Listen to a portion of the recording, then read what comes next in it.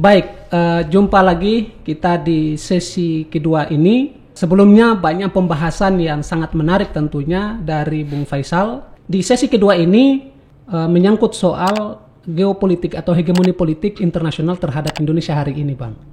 Nah, hari ini Indonesia tentu memiliki peranan juga penting di kancah internasional.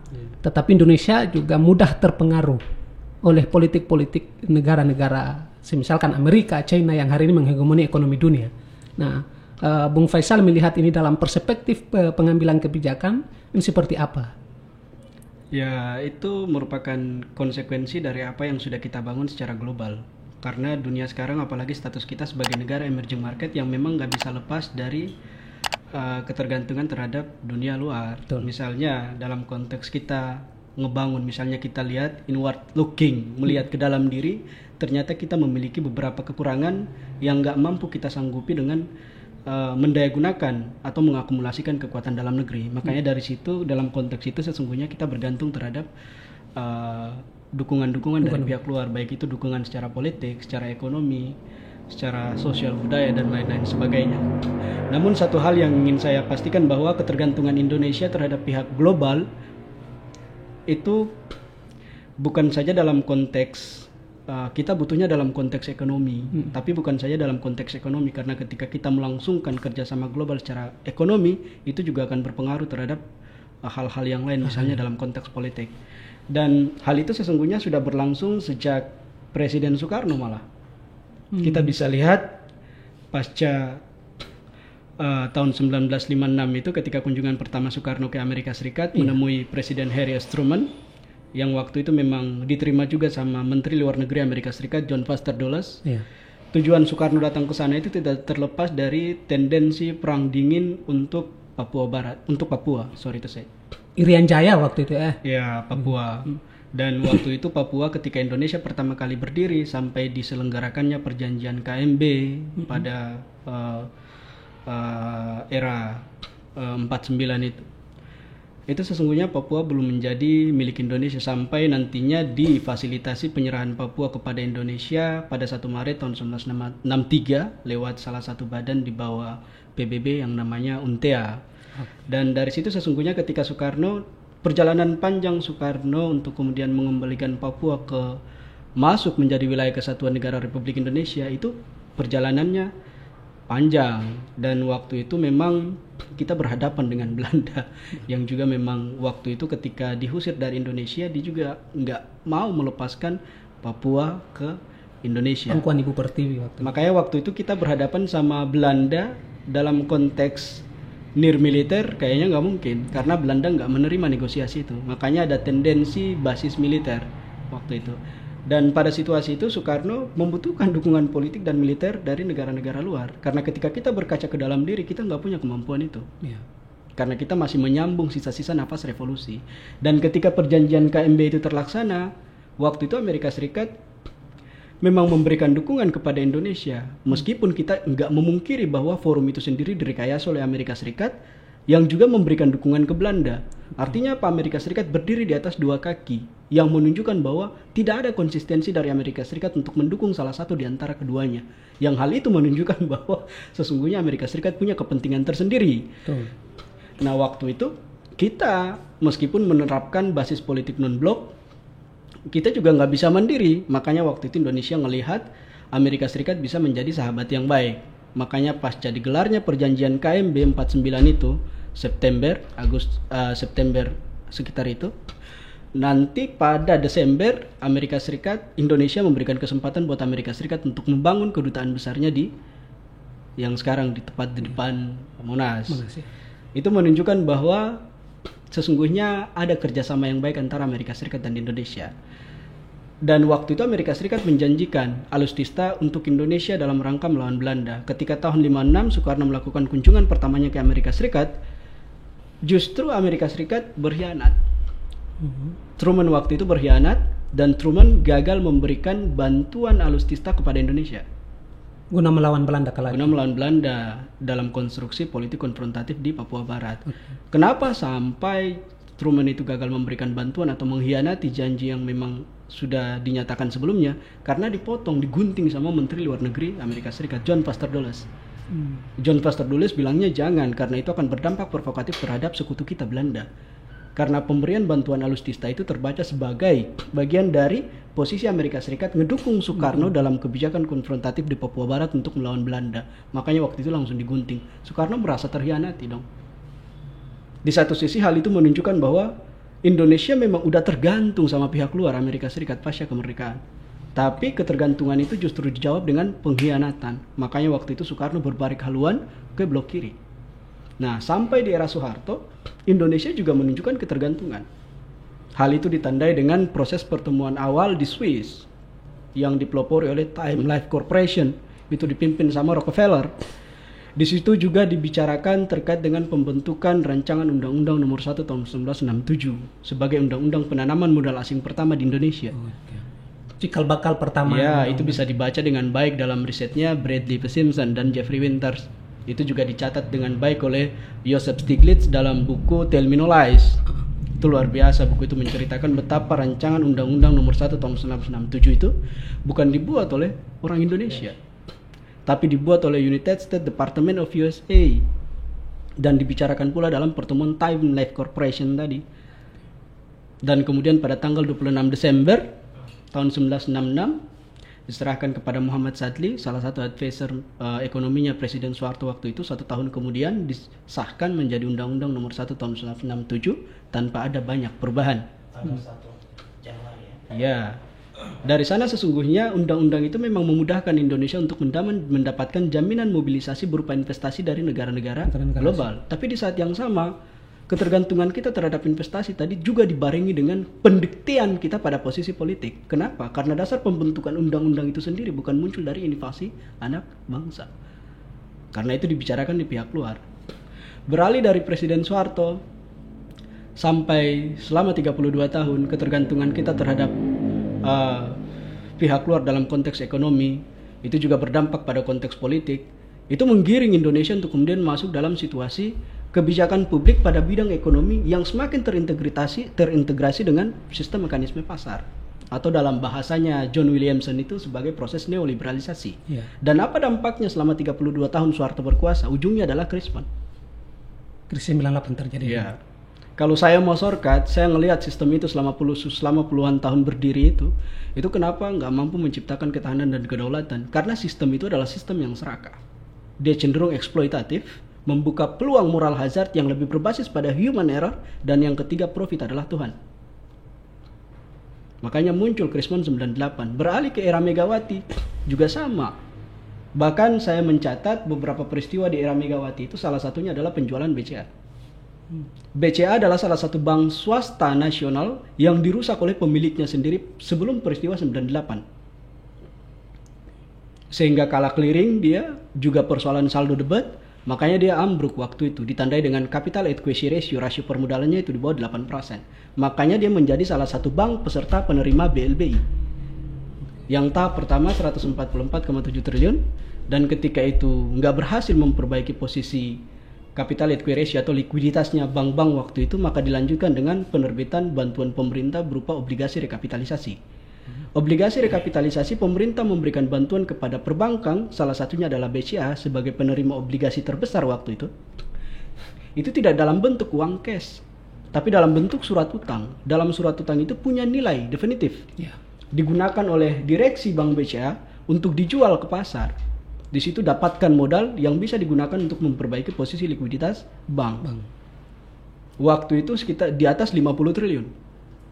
Nilai obligasi rekapitalisasi yang disetor oleh negara kepada BCA. Artinya apa? BCA punya tagihan berupa utang kepada pemerintah sebesar di atas 50 triliun. Tapi sayangnya berdasarkan rekayasa IMF waktu itu, Michael Comdesus yang menyarankan bahwa salah satu biang atau salah satu penyebab dari krisis 98 karena memang pemerintah itu terlalu menghegemoni. Makanya waktu itu Pemerintah dan swasta nasional terlalu menghegemoni perekonomian nasional, terkhusus di bidang keuangan dan perbankan.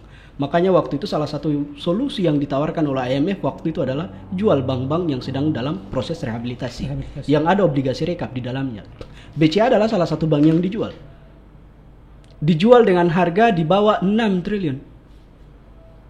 Dijual dalam tujuannya apa tuh waktu itu? Tujuannya untuk menyelamatkan BCA. Jual BCA untuk menyelamatkan BCA maksudnya? Ya, mekanisme penyelamatan yang ditawarkan oleh Michael Comdesus tadi. Tujuannya untuk menyelamatkan BCA, tapi mereka ini kebijakan yang sangat mendistorsi akal sehat menurut saya. Karena di saat yang sama ketika BCA itu dijual dengan harga di bawah 6 triliun, dia punya tagihan kepada pemerintah di atas 50 triliun. Artinya uang pemerintah dalam bentuk surat utang, aset pemerintah dalam bentuk surat utang di BCA waktu itu di atas 50 triliun. Tapi dijual dengan harga rugi 6 triliun. Rugi pemerintah berapa? Wow. Lumayan besar juga rugi pemerintah, rugi negara sebenarnya terhadap BCA. Dan ini kebijakan yang diambil oleh Megawati.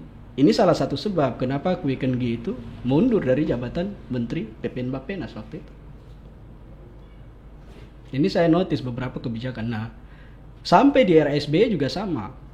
Yang saya catat dari SBY adalah BLT dan BLSM. Bantuan langsung tunai maksudnya? Iya, bantuan langsung tunai dan bantuan langsung sementara.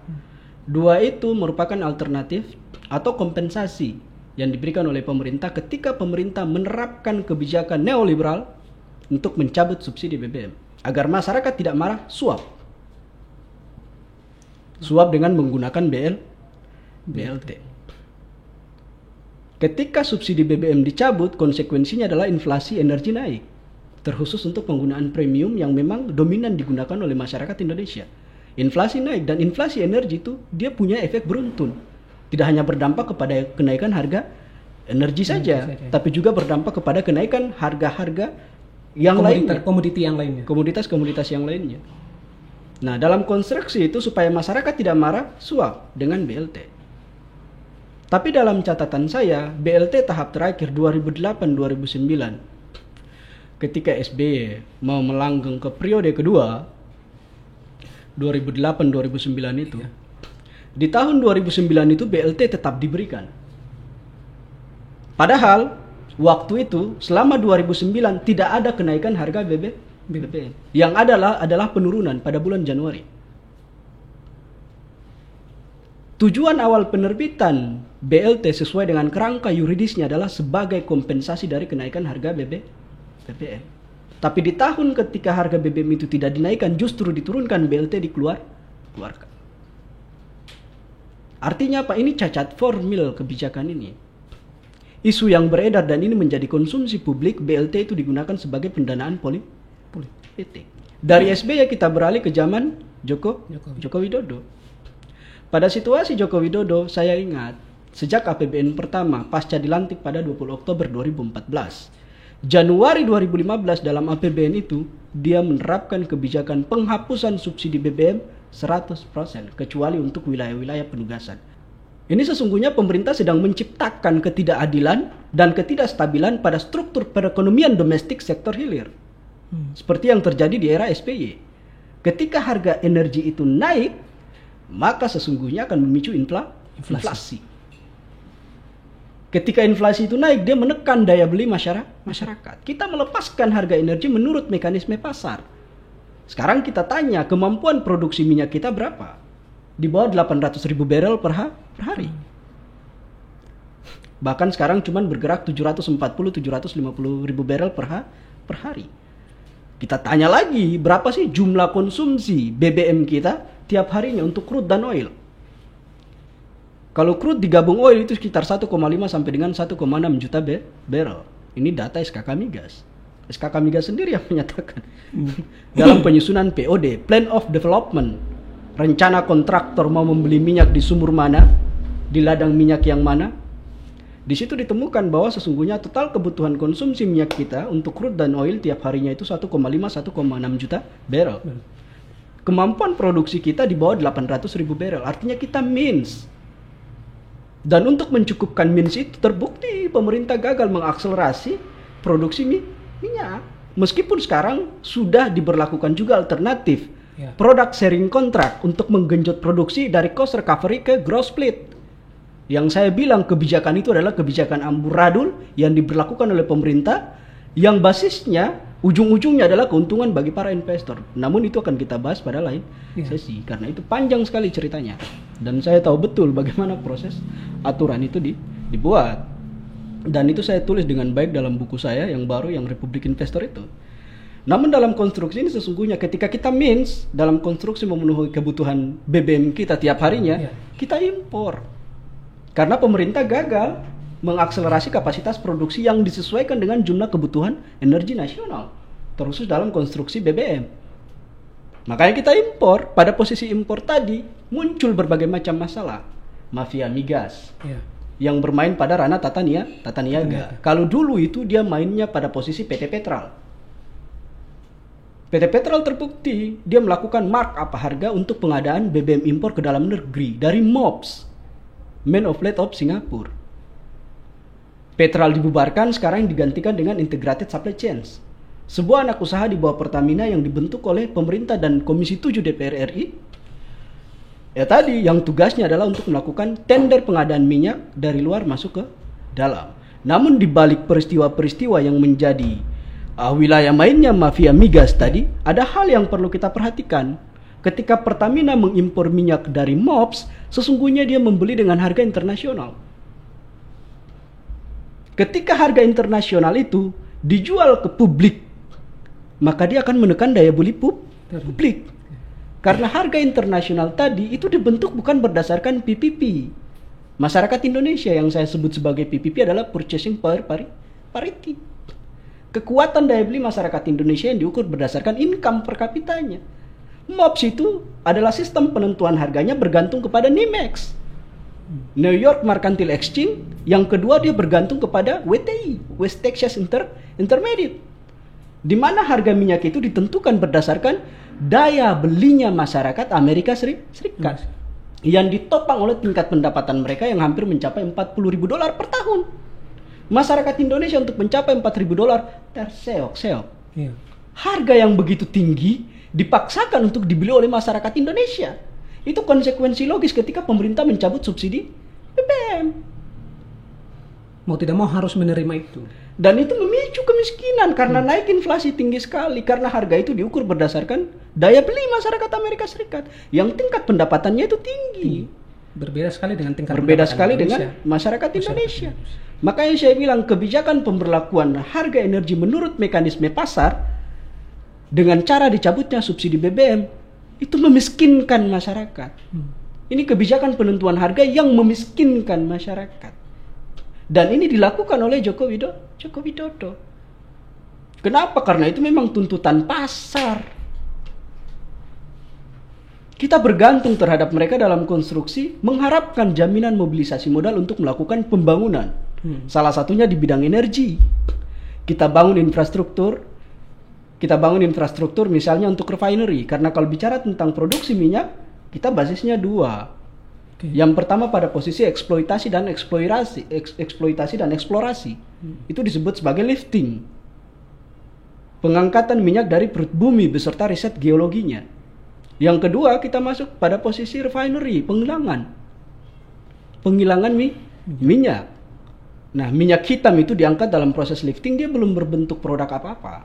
Itu namanya crude, minyak mentah. Sekarang diolah jadi oil, dia jadi produk, ditambah reluctant number 88 dia jadi premium. Reluctant number 89 dia jadi pertalite. Dia jadi Pertamax, dia jadi Dex dan seterusnya. Pada akhirnya dikonsumsi masyarakat. Ya, yang jadi masalahnya adalah ketika kita bicara dalam konteks lifting, mampu nggak APBN itu menanggung seluruh biaya produksi minyak kita per tahun dengan target pencapaian produksi yang sudah ditetapkan dalam APBN. Karena kalau bicara tentang target produksi minyak, dia masuk dalam salah satu indikator makroekonom. Selain PDB, nilai tukar, inflasi, suku bunga Bank Indonesia 3 bulan, ekspor impor, yang keenam adalah produksi minyak dan gas. Sekarang kita dalam APBN kita tetapkan nih produksi minyak kita untuk APBN 2021 760-780 ribu barrel per hari. Yang jadi pertanyaan, Pemerintah punya kesanggupan lewat APBN untuk menanggung keseluruhan pembiayaan itu apa enggak? Enggak. Makanya kita bergantung terhadap modal dari luar. Kita buka peluang terhadap kontraktor-kontraktor asing yang kemudian mau membantu kita untuk mengeksplorasi dan mengeksploitasi minyak dari perut bumi. Dan mekanisme kerjasamanya udah kita atur dalam pola product sharing kontrak. Sharing kontrak. Kemarin itu berbasis pada cost recovery. Biaya pengganti produksi yang ditanggung oleh APBN kepada kontraktor. Jadi keseluruhan biaya produksi di lapangan itu ditanggung oleh kontraktor. Dan kontraktor yang paling dominan di wilayah hulu migas asing, Chevron. Pertamina itu penguasannya di bawah 14%. 84-85% itu dikuasai sama kontraktor asing. Yang jadi masalahnya adalah tadi saya sebut kita kekurangan biaya, makanya kontraktor asing itu diberikan peluang oleh pemerintah untuk masuk. Sekarang mereka produksi keruk minyak. Setelah mereka keruk minyak, mereka minta biaya pengganti produksi dari pemerintah. Dalam bentuk cost recovery. Namun dalam konstruksi klaim biaya pengganti ke pemerintah, mereka juga markup. Karena apa? Dari awal memang sistemnya dirancang membuka peluang bagi mereka untuk markup. Saya sebut, bermula dari posisi SKK Migas. Ada yang bisa sebutkan buat saya, SKK Migas itu statusnya BHMN atau BUMN? Itu lembaga buffer dia. Dia itu bukan perusahaan. Dia statusnya bukan BUMN, dia itu BHMN. Dia bukan perusahaan. Kalau dia BHMN statusnya dia bukan perusahaan karena dia nggak punya aset. Basis pendanaannya itu keseluruhan dari Kementerian Keuangan. Makanya dia bukan BHMN. Dia nggak kayak Pertamina yang statusnya BUMN, punya aset. Iya. Makanya ketika dia bukan BUMN tapi BHMN, ketika dia mewakili pemerintah berkontrak dengan kontraktor asing dalam konstruksi POD, Plan of Development, pola relasi bisnisnya nggak bisa B2B. Business to business nggak bisa. Pola bisnisnya adalah B2G. Business to government. Karena dia bukan perusahaan milik negara. Dia nggak bisa mengelola, dia nggak bisa terlibat dalam kegiatan operasional. Iya. Ketika pola bisnisnya adalah B2G, maka sesungguhnya kontrak itu dibuat, pemerintah berada di bawah kontrak. Pemerintah itu jadi setara dengan kontraktor asing. Pola kontrak seperti ini sesungguhnya sangat merugikan kita. Yang pertama dari aspek kedaulatan, kita meng-grid down diri kita untuk kemudian sejajar dengan perusahaan asing. Emang aset mereka berapa? Mau berhadapan dengan aset negara, buat kita sebanding dengan mereka. Yang pertama. Yang kedua, ketika terjadi sengketa dengan perusahaan-perusahaan asing itu, berawal dari ketidakmampuan ketika pemerintah itu B2G modelnya, dia berada di bawah kontrak, maka pemerintah nggak punya kedaulatan untuk merubah isi kontrak secara sendiri, nggak bisa, harus melalui negosiasi dan kesepakatan. Ketika ada muncul kerugian yang disebabkan oleh kontraktor tadi, pemerintah nggak bisa melakukan langkah sepihak untuk merubah isi kontrak. Ketika pemerintah melakukan hal itu, dia mengajukan gugatan ke Mahkamah Arbitrasi Internasional. Dan itu akan berdampak pengaruh terhadap pemerintah Indonesia. Iya, sampai di sana pemerintah melawan korporasi. Iya. Dan itu sebenarnya tidak selevel nih. Ini terjadi untuk beberapa kasus, bro. Nggak selevel, tapi ini terjadi berulang-ulang kali. Dan ketika diajukan ke Mahkamah Arbitrasi Internasional, misal pemerintah Indonesia kalah seperti beberapa kasus yang lewat, aset-aset pemerintah itu disita semuanya sama perusahaan asing. Jadi kita rugi kedaulatan, kita rugi ketahanan. Dan ini terjadi sampai di era Joko Widodo. Makanya ketika mereka sibuk bicara tentang penanganan COVID yang amburadul tidak karu-karuannya, yang saya sebut dalam konstruksi kebijakan publik, nggak mencerminkan sama sekali good governance. Masyarakat dibuat terjebak dalam posisi ini. Dan saya nggak nyalahin masyarakat, karena ini kebutuhan utama mereka dalam menghadapi pandemi. Bagaimana negara bisa hadir memberikan layanan kesehatan yang nggak menyulitkan mereka. Tapi di saat yang sama, masyarakat juga harus tahu hal ini. Bahwa di tengah pandemi berlangsung, ada sekelompok elit yang sedang merongrong kedaulatan dan ketahanan kita pada beberapa sektor-sektor strategis yang berkaitan dengan public services. Hajat hidup orang banyak.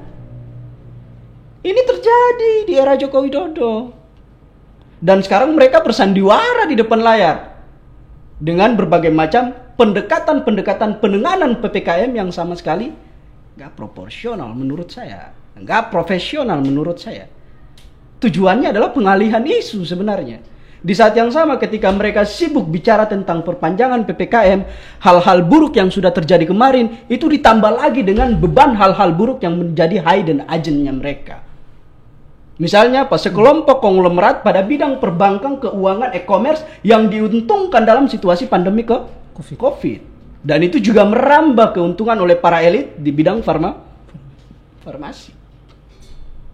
Dan saya bilang ini keserakahan akibat dari keberanian pemerintah sejak era Soekarno sampai sekarang yang mau mengkiblatkan Indonesia terhadap struktur perekonomian global yang berbasis pada mekanisme pasar sebagai wujud dari penerapan globalisasi. Saya kembali menyebutnya itu sistem yang eksploitatif, membuka peluang moral hazard yang basisnya adalah human error, karena kita bicaranya manusia error yang duduk di pemerintahan sama di DPR. Dan yang ketiga adalah profit adalah Tuhan. Ini tesis yang saya pasang dalam buku saya, Republik Investor. Itu yang saya sebut sebagai demokrasi liberal. Basis demokrasi liberal itu 3, bro. Yang pertama adalah the loser gets nothing. Yang kalah tidak mendapatkan apa-apa. Itu masyarakat. Ya. Masyarakat jadi korban. Ya. Prinsip yang kedua adalah the winner takes all. The winner takes all itu konglomerat, pejabat dan wakil rakyat. Yang ketiga, survival of the fittest. Ini prinsip individualistik dalam konteks pertarungan pada posisi kekuatan pasar. Itu mendorong 3 prinsip tadi, mendorong para bandar, pemerintah, wakil rakyat bergerombol menjadi satu. Menurut kesamaan orientasi, memburu kekayaan yang melahirkan, memburu kekuasaan yang melahirkan kekayaan. Itulah demokrasi korporasi, dalam bahasa saya Republik Investor. Maka bagi rakyat, berhentilah bertanya tentang Trisakti.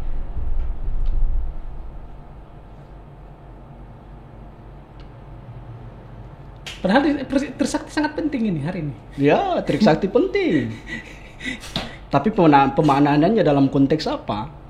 Saya bilang kayak gini, dalam situasi pandemi yang ada sekarang, itu pemerintah menjiplak contoh dari Amerika Serikat dalam konteks penanganan. Padahal di Amerika Serikat itu gagal. Gagalnya kenapa? Joe Biden itu dalam kesepakatan di Kongres, tahap awal dia dapat anggaran 4,9 triliun US dollar. Belakangan pada tahap kedua ditambah lagi oleh Kongres 3 triliun US dollar. Kongres yang dimaksudkan Kongres apa? Kongres Amerika. Kongres Amerika. Jadi total anggaran yang dimiliki oleh Joe Biden untuk penanganan COVID adalah 7,9 triliun. Yang prioritas pembelanjaannya untuk 2 hal. Yang pertama pengentasan kemiskinan, yang kedua adalah pembelanjaan infrastruktur. Sebenarnya bukan pembelanjaan infrastruktur, yang lebih tepatnya adalah penyerapan lapangan kerja. Tapi gagal. Kenapa sampai gagal? Karena dia mencoba membayar kegagalan atas sistem yang cenderung eksploitatif tadi yang sudah berjalan selama puluhan tahun. Karena mereka sadar bahwa di tengah pandemi COVID yang sedang terjadi, itu justru menyemai tingginya tingkat ketimpangan. Ya. Hal itu ditandai dengan kepemilikan 1% untuk mayoritas aset-aset di Amerika Serikat. Sedangkan 99% masyarakat miskin itu berbagi yang sedikit. Ya. Dan sesungguhnya kekalahan ini, kegagalan atas sistem peradaban yang digunakan di Amerika Serikat udah lama dijelasin. Misalnya saya ambil satu contoh dalam buku The Great Depression yang ditulis sama Francis Fukuyama. Dalam buku itu jauh-jauh hari Francis Fukuyama udah menjelaskan tentang runtuhnya sistem peradaban dalam konteks sosial yang terjadi di Amerika Serikat. Dia menggambarkan betapa kohesi sosial, disintegrasi sosial itu terjadi di New York. Dan kegagalan itu juga dibahas oleh 3 manusia. Manusia yang pertama adalah Joseph Stiglitz. Itu dalam bukunya The Price of Inequality. Harga sebuah ketimpangan. Yang kedua oleh Jeffrey Sachs. dalam buku The Price of Civilization, harga sebuah peradaban. Dan yang ketiga saya catat Thomas Piketty dalam The Crucible of Private Century. 3 buku ini menjelaskan bahwa sesungguhnya peradaban yang dibangun oleh Amerika Serikat itu gagal karena dibangun di atas keserakahan tadi. Keserakahan itu muncul dari dominasi kepemilikan aset oleh satu persen orang kaya yang memang mayoritas. Dan kita mengadopsi sistem itu. Sekarang juga terjadi dalam konteks Indonesia. Ya. Ketika kita sibuk meminjam dan mengharapkan jaminan investasi asing untuk memperbaiki keadaan, itu nggak terjawab dalam jangka waktu singkat. Masalah kesehatan nggak selesai, masalah ekonomi nggak selesai.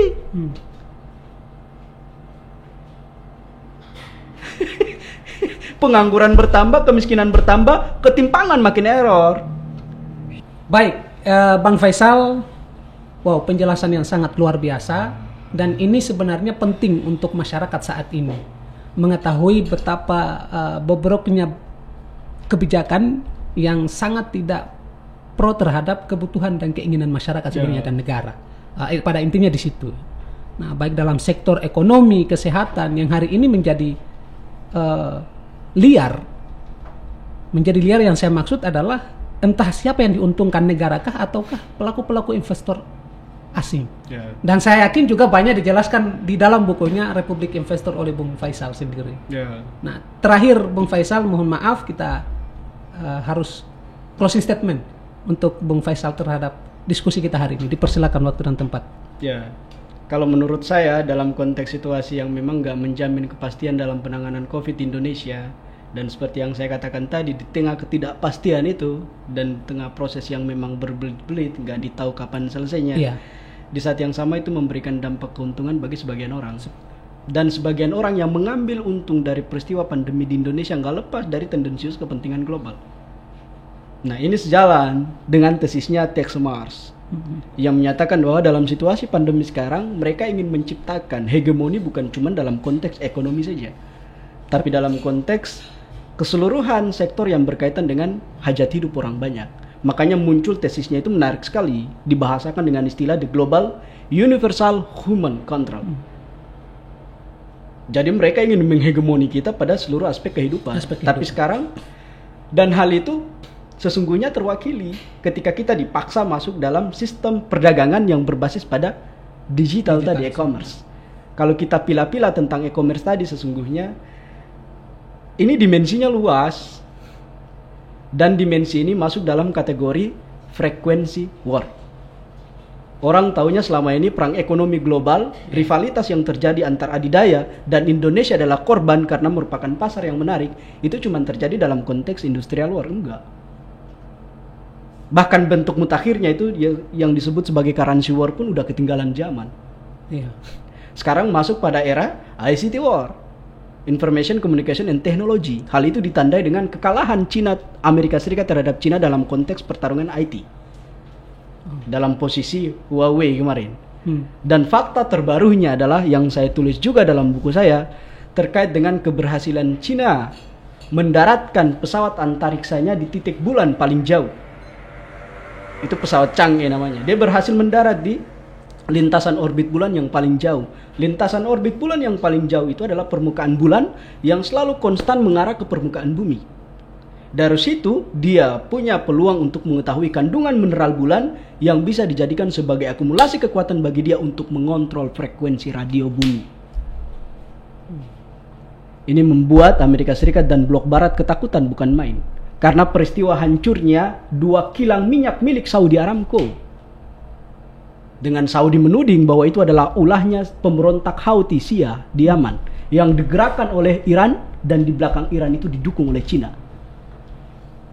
Sesungguhnya pertarungan ini memanas sejak Donald Trump menggaungkan the deal of century, kesepakatan abad ini, yang muatannya adalah mendukung Israel.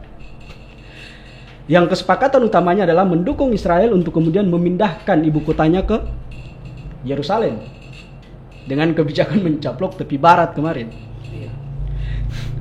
Dan hal itu diawali oleh Donald Trump dengan menarik diri dari kesepakatan perjanjian nuklir 2015 dengan Iran 2015 di tahun 2018. Jadi kesepakatan perjanjian nuklir itu disepakati bersama Iran di tahun 2015 yang juga melibatkan Prancis, Inggris, dan beberapa negara adidaya lain. Itu Donald Trump keluar pada 2018. Alasan dia keluar, dia menuding Iran melakukan pengayaan uranium di atas batas maksimum yang ditetapkan dalam Fakta 2015. Ketika dia keluar, dia mencoba menggiring opini dan mencari kekuatan politik dari negara-negara yang ada di Timur Tengah untuk berdiri di belakang dia dalam rangka menjadikan Iran sebagai common enemy. Hal itu dilakukan dengan cara mendorong Israel untuk melakukan normalisasi diplomasi dengan beberapa negara di Teluk. Salah satunya yang terakhir dengan Maroko, termasuk Bahrain, Sudan, dan Uni Emirat Arab. Makanya bisa kita lihat, salah satu bentuk diplomasi itu Uni Emirat Arab membuka penerbangan dari Israel dari dan ke Israel. Itu kejadian. Tapi di saat yang sama, Cina juga nggak tinggal diam.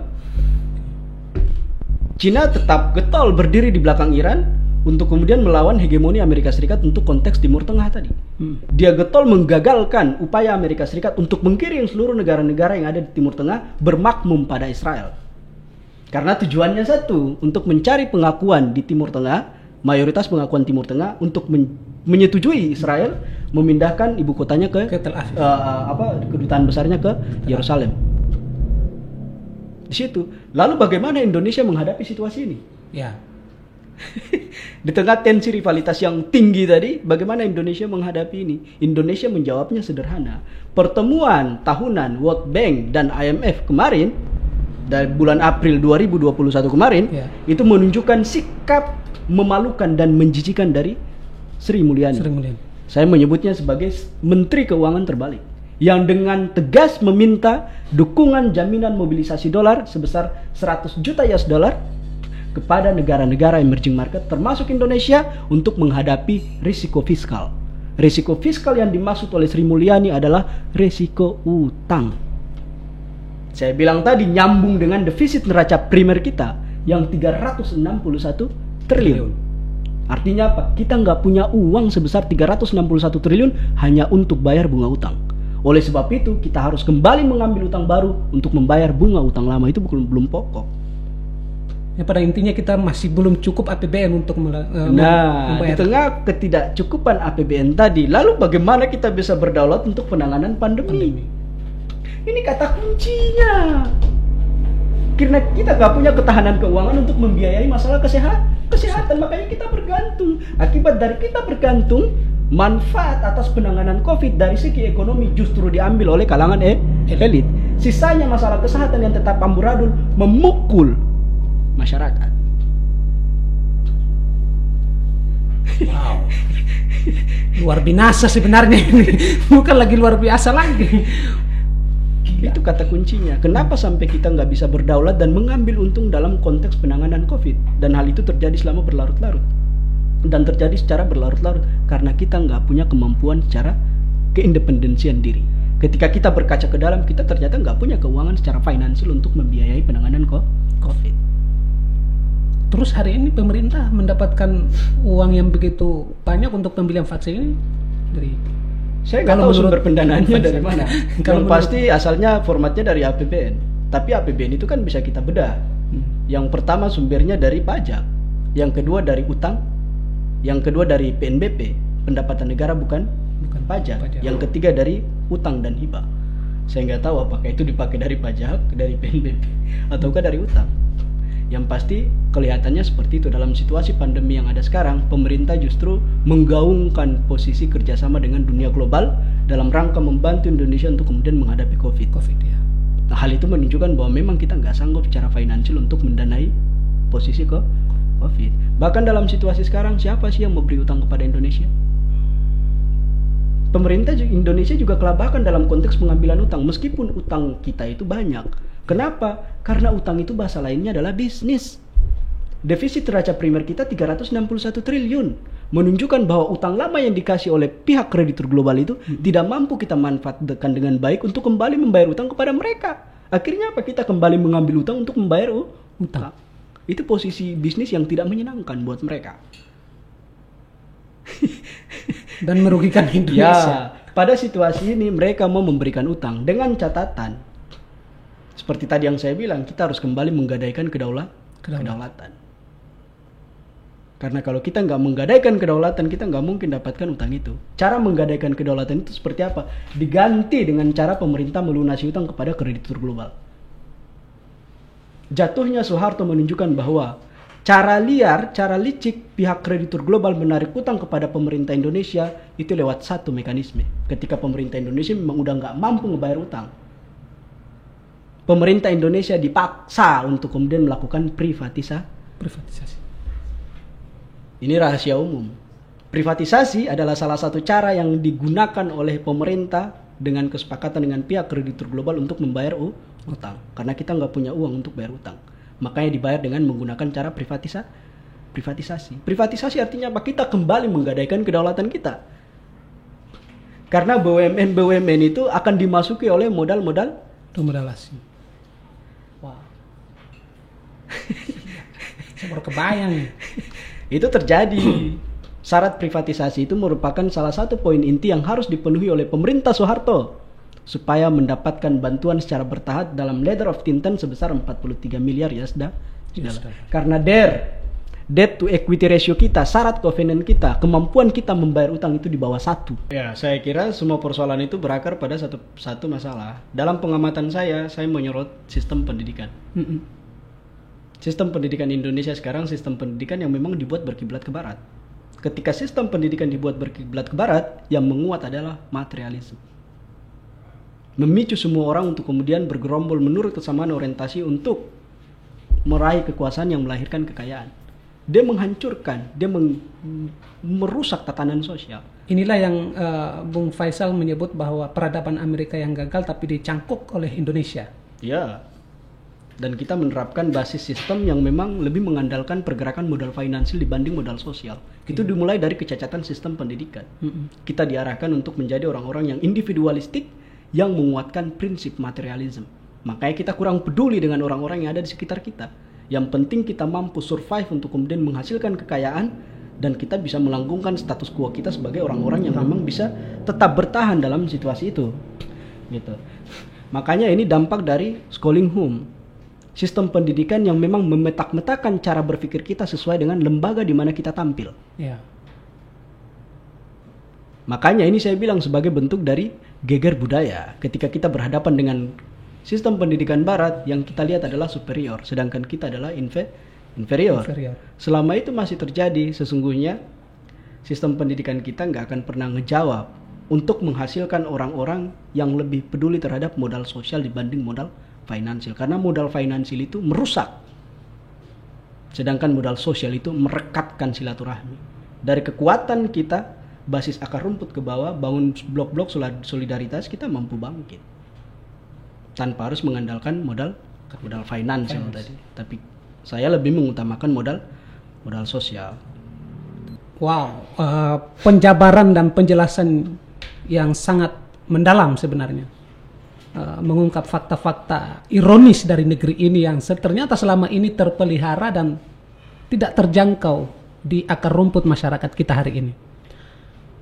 Bung Faisal mudah-mudahan lancar selalu launching bukunya ya.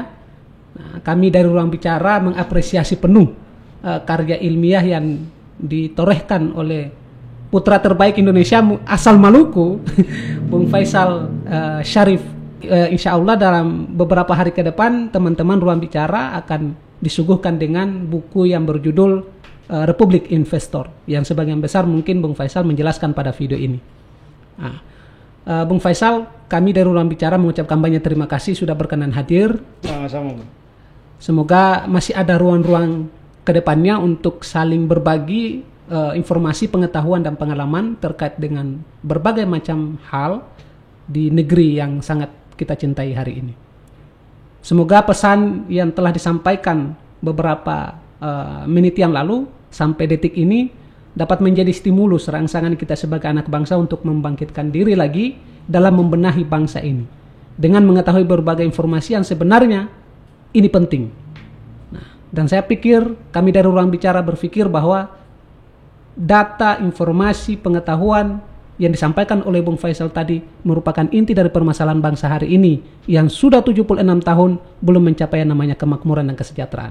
Kira-kira bukan begitu, Bung Faisal? Siap. Baik, itulah yang menjadi permasalahan kita hari ini. Kurang lebihnya mohon maaf, saya Ibrahim Malik Fatsei dan Bung Faisal mengucapkan permintaan maaf jikalau memang ada kata-kata yang menyinggung. Nah, semoga saja ini menjadi batu loncatan kita untuk lebih baik ke depannya. Billahi taufiq wal hidayah. Wassalamualaikum warahmatullahi wabarakatuh. Salam.